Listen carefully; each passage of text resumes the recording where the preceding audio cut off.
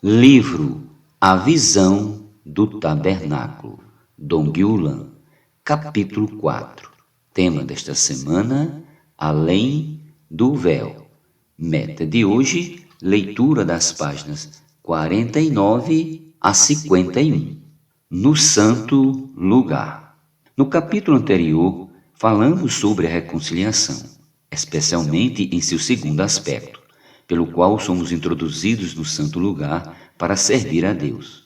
Neste capítulo, falaremos sobre a justificação e a santificação, porque tínhamos necessidade de ser justificados por causa do pecado, a natureza pecaminosa que está em nós e dos pecados, nossos atos pecaminosos. Nossa situação diante de Deus era injusta.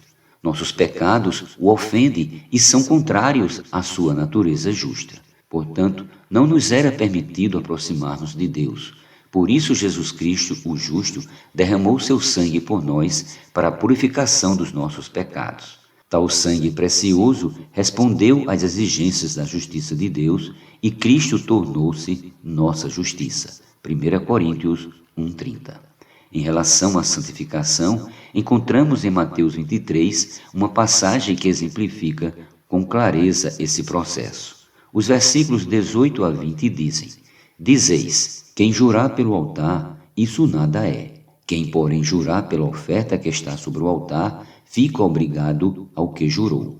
Cegos, pois qual é maior, a oferta ou o altar que santifica a oferta? Portanto, quem jurar pelo altar, jura por ele e por tudo o que sobre ele está. Esses versículos revelam que era o altar que tornava santa a oferta. A oferta aqui refere-se aos animais sacrificados.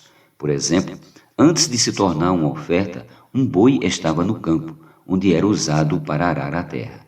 Ele era um boi comum, em uma posição comum. Mas uma vez escolhido para ser apresentado como oferta em lugar de uma pessoa que pecara, ele era tirado de sua posição comum, era levado ao altar e ali se tornava santo. O mesmo ocorre conosco. Quando o sangue do Senhor Jesus nos justificou, sua cruz nos santificou. Nós fomos tirados de uma posição comum, mundana, afastada de Deus, e fomos trazidos para Ele, para uma posição santa. Em Cristo, portanto, somos justificados e santificados. Paulo escreveu sua primeira carta aos Coríntios, dirigindo-a à igreja que está em Corinto, aos santificados em Cristo Jesus, chamados santos. Paulo os chama santos, porque eles foram separados do mundo e mudados em sua posição caída e comum. Podemos chamar essa santificação de posicional, pois ela está relacionada com a mudança de posição. No entanto, há ainda a necessidade do desenvolvimento da santificação. Por isso, Paulo diz que os coríntios eram os santificados em Cristo Jesus, ou seja, eles eram os que estavam sendo gradualmente santificados. Portanto, eles foram colocados por Deus em uma posição santa, a fim de serem mais santificados. A essa santificação gradual podemos chamar de santificação disposicional, pois ela ocorre em nosso interior, em nossa alma e depende de nossa disposição, de nosso desejo de sermos santificados e de nossa permissão para que Deus faça isso em nós. Mais uma vez, a figura do tabernáculo ilustrará esse processo. Hebreus capítulo 9, versículos 1 a 4, parte A, diz que o tabernáculo, propriamente dito, a parte coberta do tabernáculo, não o átrio exterior que ficava a céu aberto, era dividido em duas partes por 2 véus. Ao passar pelo primeiro véu, o sacerdote saía do átrio exterior e entrava no santo lugar, onde havia a mesa dos pães da presença e o candelabro, e após o segundo véu havia o santo dos santos. De acordo com Êxodo, o altar de incenso deveria ficar no santo lugar, mas em Hebreus 9 é dito que ele ficava no santo dos santos.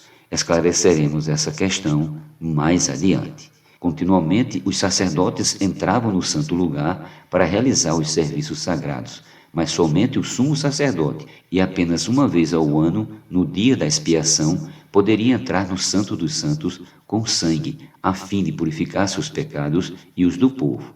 No santo lugar, os sacerdotes tinham contato com a luz do candelabro, com os pães da proposição e com o altar do incenso. No Antigo Testamento, esses itens eram apenas físicos, mas à luz do Novo Testamento, percebemos que eles, na verdade, representam profundos fatos espirituais. Por poderem participar deles, os sacerdotes do Novo Testamento recebem mais e mais da santidade de Deus, e é por meio dessa infusão que eles são santificados disposicionalmente. Veremos isso com detalhes ao longo deste livro.